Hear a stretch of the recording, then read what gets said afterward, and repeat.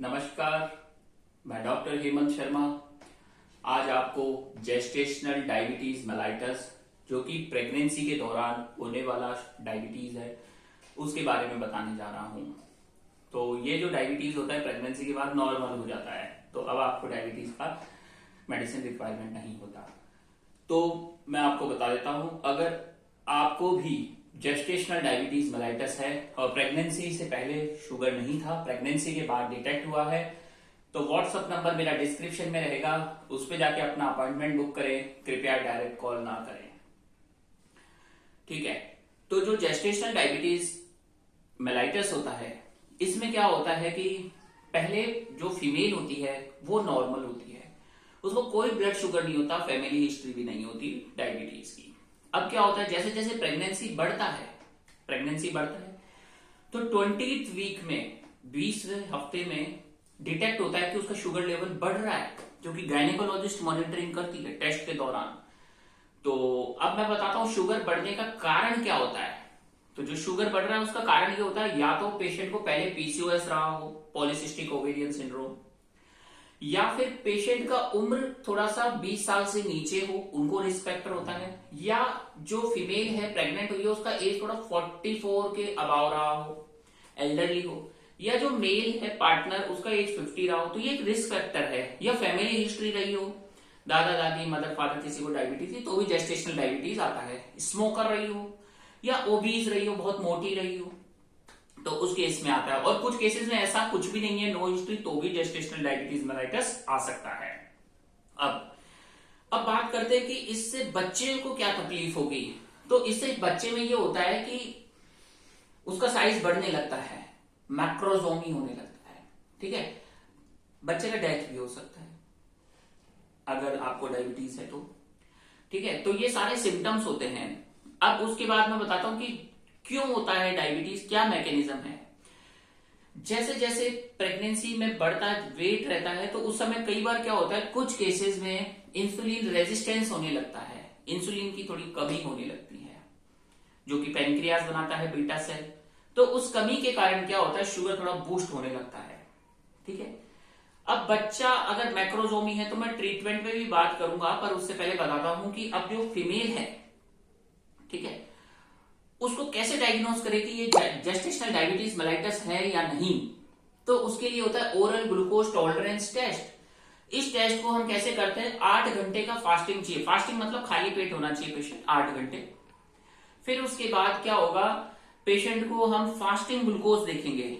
तो fasting glucose में अगर 125 अबाव शुगर आता है तो वो डायबिटिक होता है नॉर्मल आदमी के लिए। और अगर प्रेगनेंसी में 92 के अबाव फास्टिंग शुगर आ रहा है, 92 अबाव, तो वो जेस्टेशनल डायबिटीज मेलाइटस की कैटेगरी में फीमेल आती है। अब पोस्ट पेरेंडियल होता है, 2 घंटे बाद नॉर्मली आदमी में 200 से ऊपर होनी चाहिए, पर प्रेगनेंसी के दौरान अगर 1 घंटे बाद 180 से ऊपर है तो डायबिटिक है, और 2 घंटे बाद अगर 153 से ऊपर है तो डायबिटिक है।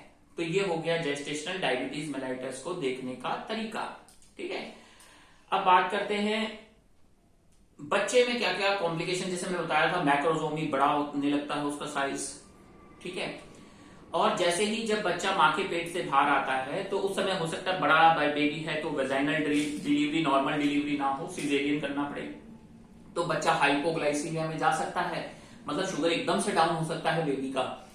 तो उस केस में मदर को कहा जाता है कि बच्चे को बार बार फीडिंग करे और बच्चे का ग्लूकोज मॉनिटरिंग भी रेगुलर होता रहता है, ठीक है।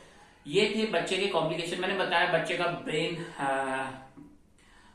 बच्चे में और क्या तकलीफ हो सकती है, कि बच्चा हाइपोग्लाइसीमिया में जा सकता है, जैसे मैंने बताया, ठीक है। अब बात करते हैं हम मदर की।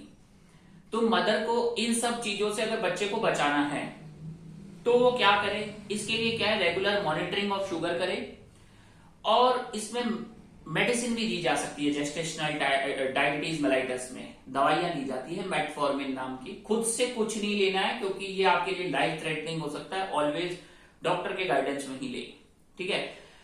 और इसमें जो हमारा टारगेट रहेगा, फास्टिंग का 90 रखो आप, और खाने के बाद आपका 130 से ऊपर नहीं जाना चाहिए शुगर। अगर ओरल मेडिसिन से शुगर कंट्रोल नहीं हो रहा है तो इंसुलिन 4 टाइम भी दे सकते हैं, 2 टाइम भी दे सकते हैं।